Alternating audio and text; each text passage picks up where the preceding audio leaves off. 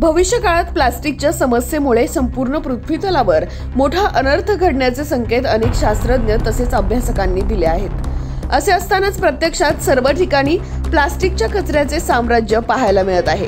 काही प्रमाणात प्लास्टिक बंदी असताना देखील प्लास्टिकचे कचऱ्याचे ढीग हे घरादाराबरोबर आता धरण क्षेत्रामध्ये देखील आपल्याला पाहायला मिळत आहे। जुन्नर तालुक्यातील वडज धरणामध्ये अशाच प्रकारे साठलेला कचरा व त्याच्या समस्याविषयी आढावा घेतला आहे आपला आवाज न्यूज नेटवर्कचे कार्यकारी संपादक किरण वाजगे यांनी। पाहुयात एक विशेष बातमी। आपण आहोत वडज धरणाच्या या बॅक वॉटरला आणि आपण पाहू शकता की जसं जसं पाणी कमी झाले तशी चिंता सगळ्यांची वाढलेलीच आहे। परंतु पाण्याची जशी चिंता आहे तशी चिंता आपल्याला या प्लास्टिकच्या कचऱ्याची आपल्याला दिसते। ज्या पद्धतीने पाणी कमी झाले, धरणामध्ये पाणी अतिशय कमी आहे।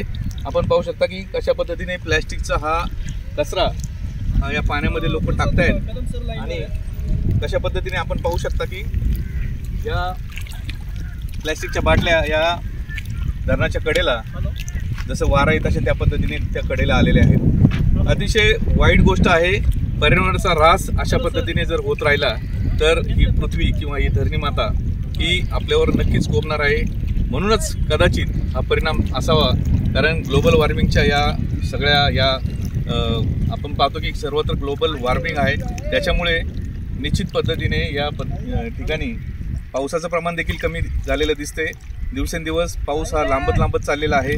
ही जी घटना आहे नक्कीच चिंता करण्यासारखी आहे आणि सर्वांनीच म्हणजे अगदी आपण आपल्यापासून सुरुवात करूया। सर्वांनीच अशा पद्धतीने हा प्लास्टिक कचरा योग्य ठिकाणीच त्याची विल्हेवाट लावली पाहिजे। कॅमेरामन नितीनसह मी किरण वाजगे, आपला आवाज वडज।